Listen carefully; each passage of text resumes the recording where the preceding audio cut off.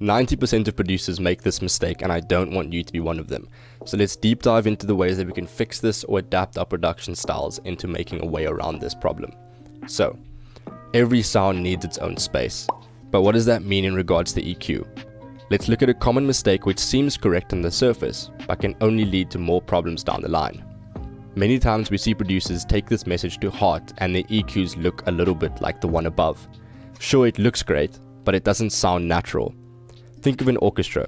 There's no way all those instruments are producing sound in a small frequency band with no overlapping or competing elements.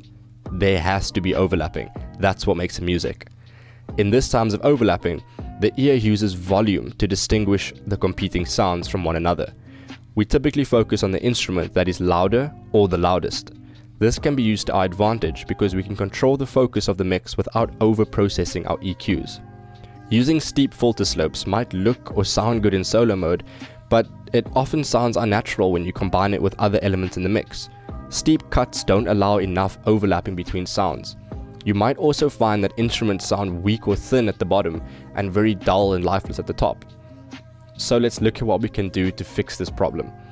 So number 1, avoid steep slopes. Achieve a more natural sound using 6, 12 or 18 dB octave filter slopes.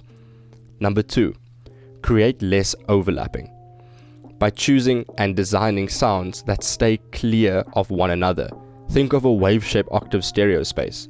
So the way we can do this is, if you want to use a bass sound, don't have it too distorted and go straight into the high end. You can keep it a bass sound as it is.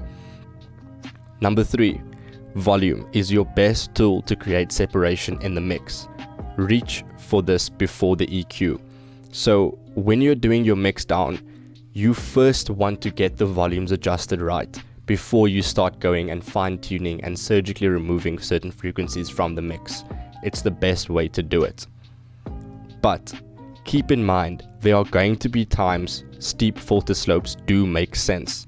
You'll see master chains or group channels take advantage of these brick wall slopes for their low and high end. They are better used as this last stand against any frequencies sneaking in their way into the extreme bottom or extreme top of the mix.